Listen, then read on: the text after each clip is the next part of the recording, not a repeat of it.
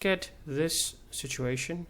So this problem is again going to demonstrate conservation of energy, and in this case you have a block that is on a flat surface. Now what's going to happen is that you're going to give it a push, and we're going to assume that this surface is rough. So this is a rough surface. So you give it a push in this direction, and after some distance, let's say d, the block comes to a rest. So the block stops after, let's say, some distance d. Okay, so we have to find an expression. So what we're going to do before using numbers, we're going to find an expression for this distance d. So you give it some initial velocity. Its final velocity is 0. It stops. Right. So let's see. So how would you apply energy considerations over here, right? What's happening? So initially, the block. So in the initial situation, the block has what energy, right? So it only has kinetic energy. Okay.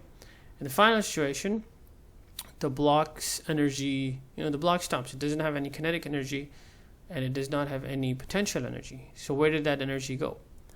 And so this is so it's obvious that because of the rough surface, right, all of its energy goes into thermal energy. So here it is. So initially, right, initial energy.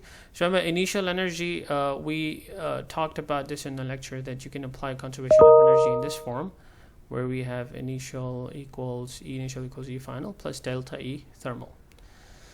So initially there's only kinetic energy. Finally, there's neither kinetic nor potential, but all of this energy. So what happened in this case is that all of this energy goes into this, right? And there's neither potential, neither kinetic energy finally, and then this initial energy is kinetic energy. So what you get in this case is kinetic initial is now has gone all into thermal energy. And so what we can do is now, so thermal energy is remember due to kinetic friction. So we can write this as half mv initial squared, and that's equals to force of kinetic friction times the distance d. So now obviously depends on what situation you've been given.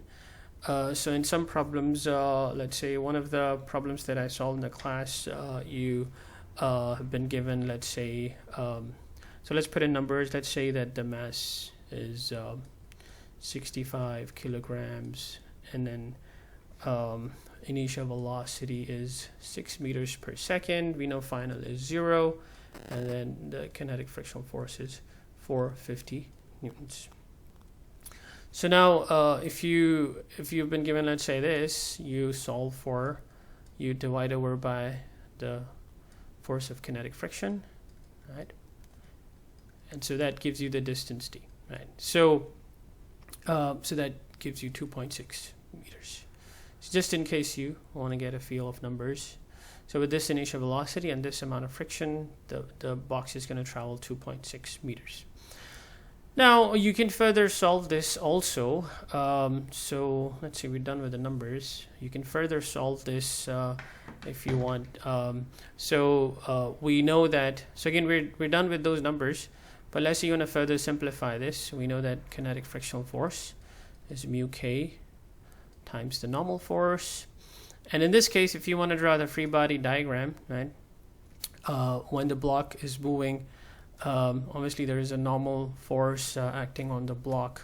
So there's a normal force, and then there is weight, and then there is obviously the kinetic frictional force. This is kinetic friction, this is normal, this is weight. So in this case, since the flat surface, normal is just equal to weight, and weight is mg, right?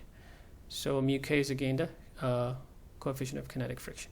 So if you plug this in over here, you get d equals half mv initial squared over mu k times mass times g. So the mass cancels out. So you get vi squared over 2 times mu k g. So that's you can see that in this case it's independent of the mass. So this is when, like in a certain problem, for example, you've been given the coefficient of kinetic friction. Okay, so let me know if you have any questions about this.